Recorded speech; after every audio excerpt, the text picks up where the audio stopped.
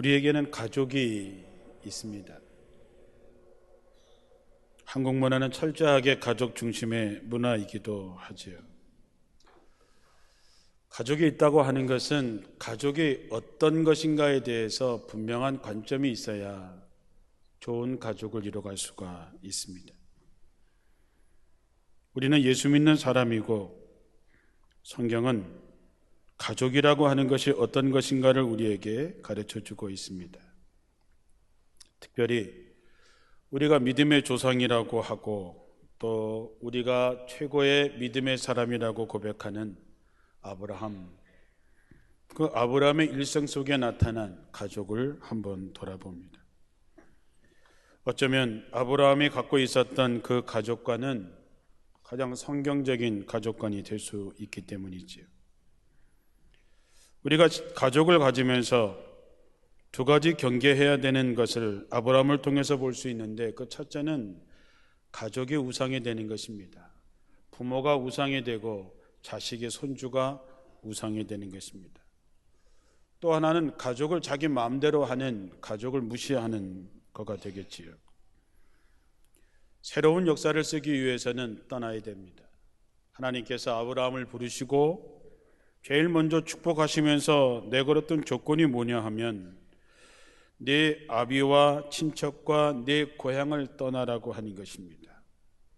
떠남이 없이는 새로운 것을 창출할 수 없습니다. 새로운 문화를 만들 수 없고 새로운 역사를 이룰 수 없습니다. 그것은 지금 우리도 마찬가지입니다. 우리도 지금 뭔가 틀에 갇혀 있지요. 그것이 나를 억누르고 있습니다. 아브라함조차도 이 떠남이 쉽진 않았겠지만 떠남을 통해서 아브라함은 새로운 역사의 주인공이 되었습니다.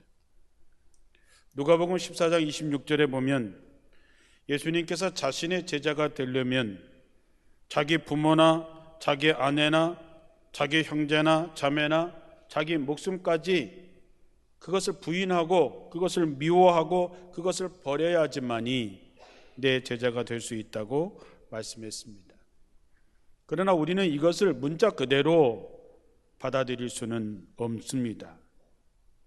이걸 어떻게 해석을 해야 할까? 성경에 보면은 내 부모를 공경하라, 내 자식을 사랑하라, 그래야 잘 된다라고 얘기하는데 그들을 미워하라고 하는 말은 무엇일까 하는 것이죠. 우리는 그 전에 생각할 문제가 있습니다. 하나님의 선물입니다. 여러분의 부모님은 여러분에게 최초로 허락한 하나님의 선물입니다. 그렇게 생각하십니까? 지금 여러분의 부모님이 계실 수도 있고 안 계실 수도 있지만 한번 생각해 보십시오. 그 부모님이 아주 돈을 잘 버는 부잣집이었을 수도 있고 아주 가난한 분도 있습니다. 다른 부모보다 더 훌륭하신 분도 있고 보통 부모님보다 못하신 분들도 있었을 것입니다. 그러나 그 부모님들이 계셨기 때문에 오늘 여러분이 계신 것입니다. 그 부모님은 여러분이 선택한 것이 아닙니다. 하나님의 선물입니다. 여러분이 만난 여러분의 아내, 여러분의 남편도 하나님의 선물입니다. 자기가 좋아서 눈이 맞아서 그렇게 한 것 같지만 하나님께서 만나게 하셨습니다. 그래서 우리가 결혼할 때 하나님이 짝지어 주신 것을 사람이 나누지 못한다 얘기합니다. 하나님께서 허락하신 것이기 때문이죠. 하나님의 선물입니다. 여러분의 아내와 남편이 마음에 들든 안 들든 하나님의 선물임을 믿으시기 바랍니다. 여러분의 자녀도 하나님의 선물입니다. 여러분의 손주들도 하나님의 선물입니다. 심지어 여러분의 목숨도 하나님의 선물입니다. 하나님께서 오늘 우리에게 하루를 선물하셔서 우리는 오늘 예배하며 숨쉬며 살아갈 수 있는 것이지요. 여러분, 선물이 중요합니까? 선물을 주신 분이 중요합니까? 갑자기 말을 또 안 하시네. 자, 선물을 주신 분이 중요해요? 선물이 중요해요? 말은 선물을 주신 분이 중요하다고 하면서도 우리는 아이들과 똑같지요. 아버지가 어디 갔다 올 때 아이들이 아빠 그리고 오지만 아빠 얼굴을 보고 오진 않지요. 아빠 손에 쥐고 있는 그 무엇인가, 자기를 위한 선물을 바라보면서 아이들이 아빠에게 달려옵니다. 그리고 그 선물을 낚아채서 가서 선물을 풀르고 선물에 빠져 있습니다. 선물을 받고 나서부터는 아버지는 있든지 안 있든지 별 상관이 없습니다. 선물이 있으면 되니까. 그때 부모님들이 뭐라 그러죠? 섭섭하다고 얘기하죠. 여러분, 우리들의 부모님, 내 아내, 내 남편, 내 자식들, 내 손주들, 내 생명, 내 모든 것은 하나님의 선물입니다. 그런데 여러분, 선물을 주신 분보다 앞서가기 시작을 하게 되면 문제가 생깁니다. 우리 그 사례가 하나님께서 아브라함에게 이삭을 바치라고 했던 사건이지요. 한번 생각해 보면 아브라함이 100세에 이삭을 얻습니다. 대단한 일이죠. 대단한 기적이지요. 아브라함은 모르겠지만 사라는 이미 아이를 낳을 수 없는 몸이 되었다라고 성경에 이야기하고 있습니다. 그럼에도 불구하고 이삭을 선물로 하나님께서 주셨습니다. 얼마나 흥분됐을까요? 얼마나 이삭을 바라볼 때마다 아브라함이 기뻤을까요? 아브라함이 이삭에게 몰두해 가면서 서서히 이삭을 주신 분이 하나님이시다고 하는 사실을 잊어버리기 시작을 합니다. 어느 날 하나님께서 이삭을 바치라고 말씀합니다. 아브라함에게 얘기하는 거죠. 이삭을 내게 바쳐라. 그때 이삭의 나이가 15, 16, 그 정도 됐을 때라고 봅니다. 100세에 얻은 아들, 이제 막 커서 이제 청년이 돼가는 그 이삭을 바치라고 하는 것이지요. 아브라함이 얼마나 힘들었을까? 아브라함의 마음이 불면의 밤 얼마나 괴로웠을까? 그러나 아브라함은 깨닫습니다. 아하, 하나님이 주셨으니 하나님이 달라 하면 드려야지. 이 비슷한 이야기가 욥기에 나오지요. 주신 분도 하나님이시니 취할 분도 하나님이시다라고 말을 하죠. 그래서 아브라함은 사랑하는 아들, 그를 제단에 올려놓고 죽여서 하나님 앞에 바치려고 하는 순간 하나님께서 말씀하십니다. 아브라함아, 됐어. 내 아들을 바치지 않아도 돼. 내가 순양을 준비했으니 그걸로 대신 제물로 드려. 이것이 우상 사건입니다. 아브라함의 삶에서 우상을 제거하려는 사건, 하나님이 이삭을 데려가고 싶어서가 아니라 정말 아브라함이 선물의 중심에 뺏겼을 때에 선물을 준 하나님이 중요하다고 하는 것을 아브라함을 통해서 가르쳐 주는 것이죠. 여러분, 우상이라고 하는 게 뭡니까? 우리가 부처 앞에 가서 절하고 선앙당 가서 절하고 이렇게 하는 것만 우상을 섬기는 것입니까? 그렇지 않습니다. 우상이라고 하는 말은 간단하게 얘기하면 하나님과 나 사이에 그 중간에 뭔가 끼어 들어가는 것은 우상입니다.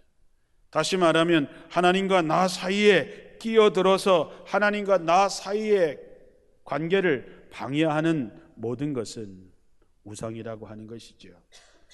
부모님도 내 자식도 손주도 돈도 명예도 권력도 다 우상이 될 수 있습니다.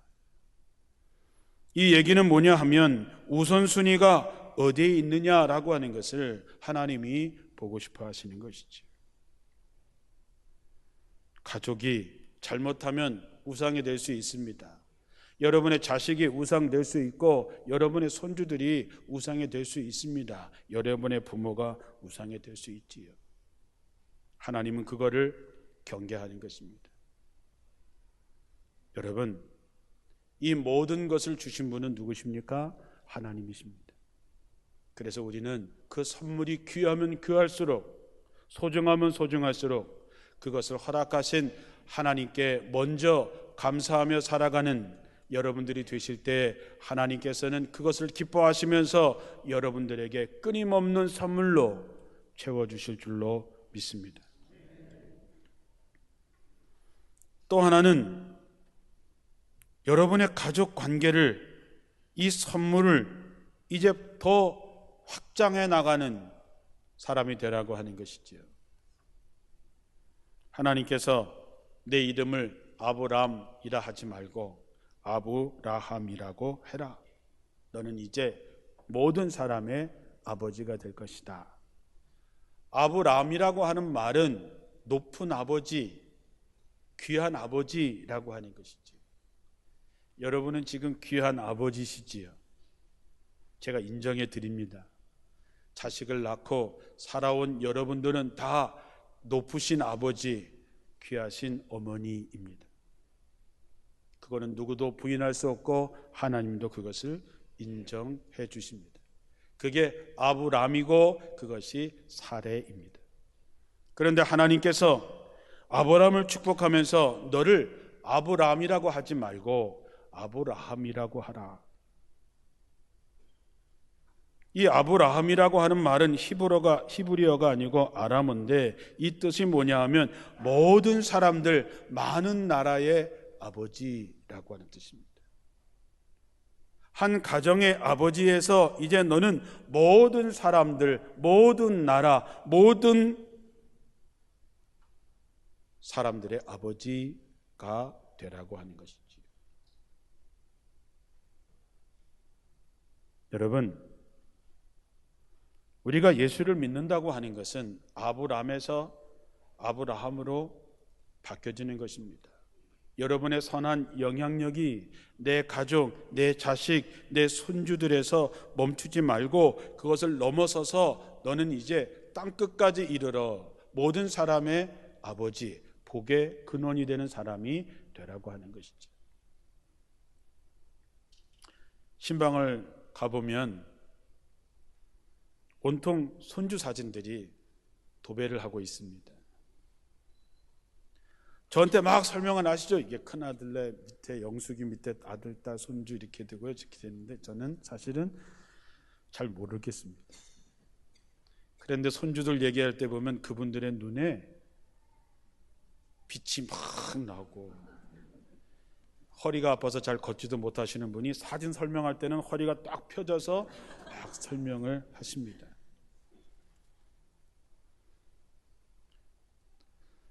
저희가 둘이서 시작해서요, 이렇게 손주들까지 다 15명 찍은 사진들을 보면 참 부럽기도 합니다. 그러나 예수 믿는 사람은 15명에서 멈춰서는 안 됩니다. 세상의 모든 아이들을 키워낼 수 있는 모든 사람의 아버지, 모든 사람의 어머니가 되어야 된다고 하는 것이죠. 여러분, 한국 사람들의 사고방식 속에서는 지나치게 내 집, 내 핏줄 이런 개념이 아주 강합니다. 남이 어떻게 되든지 간에 별 신경 쓰지 않고 내 집, 내 식구, 내 핏줄 이게 너무 강하다가 보니까 우리나라가 세계 선진국임에도 불구하고 고아를 세계에 수출하는데 1등을 하고 있습니다. 무슨 얘기인지 아시죠? 우리나라 백성이지만 우리나라에서 태어난 아이지만 우리가 입양하지 않습니다. 왜? 내 핏줄이 아니니까. 오히려 한국에서 태어난 아이들이 한국에 입양할 데가 없어서 미국으로, 유럽으로 아이들이 팔려갑니다. 고아 수출국 1위, 이것은 참으로 부끄러운 일이기도 하지요. 그런데 미국에 가서 어느 가정에 방문을 하게 됐습니다. 백인 부부인데 아이들이 6명이나 있었습니다. 놀라운 것은 뭐냐면 얼굴이 하얀 애들이 3명, 그리고 까만 애가 1명, 그리고 아시아에 특히 베트남 이 동남아에서 온 애가 1명, 총 6명의 아이들이 자라고 있는 거죠. 저는 놀러 온 줄 알았습니다. 애들이 놀러 온 줄 알았더니 그분이 웃으면서 다 자기 자식이라고 얘기를 합니다. 저는 처음엔 이해가 제일 되지 않았습니다. 얼굴이 하얀 백인 아이들이야 자식이라고 할 수 있지만 저 백인들 사이에서 어떻게 얼굴이 까만 애가 나올 수 있을까? 그리고 이 아시아계 동남아 애는 도저히 저기서 나올 수 없는데 어떻게 자식이 될 수 있을까? 그랬더니 문어보는 얘기였더니 백인의 3아이는 자기들이 낳은 아이고 흑인 아이와 아시아의 2아이를 자기가 입양해서 키운다라고 하는 거죠. 하나도 흉화물이 없습니다. 차별이 없습니다. 어떻게 그렇게 할 수 있습니까? 라고 물어봤더니 우리는 그리스도 안에서 한 형제 아닙니까? 아주 간단한 대답입니다. 그리스도 안에서 한 형제, 그리스도 안에서 저 아이들은 다 내 아이라고 하는 것이죠. 그래서 3아이를 입양해서 기른다고 하는 것이죠. 그 옆에 다른 교인집은 태어나면서부터 장애를 가진 아이, 평생을 걸을 수 없는 아이, 지체장애를 갖고 있는 아이를 입양해서 아주 끔찍이 그 아이를 위해서 방을 하나 만들어주고 그 아이를 위해서 모든 시설을 만들고 돌보는 걸 보면서 멀쩡한 애도 사실은 쉽지가 않을 텐데 장애를 가진 아이를 자기가 입양을 해서 키운다고 하는 걸 보면서 굉장히 마음의 감동을 받았습니다. 그분도 하는 얘기가 그렇습니다. 하나님의 우리를 위해서 예수 그리스도를 보내서 십자가 달려 죽게 했는데 이 아이도 하나님의 선물입니다. 아이들을 하나님의 선물이라고 얘기하는 걸 보면서 마음에 뭉클함을 가졌습니다. 우리 생각은 내 핏줄이 아니니까, 내 가족이 아니니까 상관없다라고 얘기를 합니다. 예수님께서 뭐라고 말씀하셨습니까? 누구든지 하나님의 뜻대로 하는 모든 사람들은 내 형제요 자매요 내 어머니다 그랬습니다. 예수님이 여러분과 무슨 상관이 있습니까? 예수님은 여러분과 아무 상관이 없습니다. 예수님은 한국 사람도 아닙니다. 그럼에도 불구하고 예수님께서는 우리의 생명을 구하시기 위해서 하늘 보좌를 버리시고 이 땅에 오셔서 십자가에 달려 죽으셨습니다. 33년을 살다간 젊은 예수, 그는 분명히 우리의 핏줄이 아니었지만 그러나 나를 위해서 죽으시고 우리에게 생명을 주셨습니다. 우리 예수 믿는 사람은 누구든지 나와 관계가 없어 보이는 사람마저도 하나님께서 그를 위해서 예수의 십자가의 피를 흘리게 했다면 세상의 모든 사람은 우리의 형제요 자매요 우리의 자식이요 손주입니다. 오늘 우리가 영상 하나를 보았습니다. 15살의 케니아라고 하는 여자아이, 학교 교사가 되는 꿈을 꾸고 있는 여자아이지만 초등학교 2학년 때 학교를 그만둬야 됐습니다. 그 남동생 롤빙이라고 하는 아이는 초등학교 6학년인데 몇 달 전에 학교를 그만뒀습니다. 아이들이 불량 학생이라서 학교를 못 다니는 것이 아니라 나가서 일을 해야지만 가족이 먹고 살고 있기 때문에 학교를 못 다니는 것이죠. 여자아이는 정말 아무것도 아닌 옥수수로 만든 조그만 전병 같은 거를 또띠아라고 하는 것을 해서 십리를 걸어서 시장에서 하루에 3번이나 가서 그거를 팔아서 버는 돈이 하루에 1,000원입니다. 그것을 다 팔아야 1,000원을 버는데 그것을 하나도 팔지 못할 때도 있습니다. 저도 시장에 가서 그 물건을 팔아보니까 이미 시장 안에 그것을 만들어 파는 가게들이 있는데 사람들이 사면 그거를 사지 뭘로 만든지도 모르는 그 어린아이가 갖고 온 것을 잘 사지를 않지요. 아마 제가 외국 사람이니까 사람들이 재미있어서 아마 다 사준 거지 제가 장사 수완이 있어서 판 것은 아닐 것입니다. 초등학교 6학년을 다니다가만 동생 롤빙은 꿈이 대학교 교수가 되는 꿈입니다.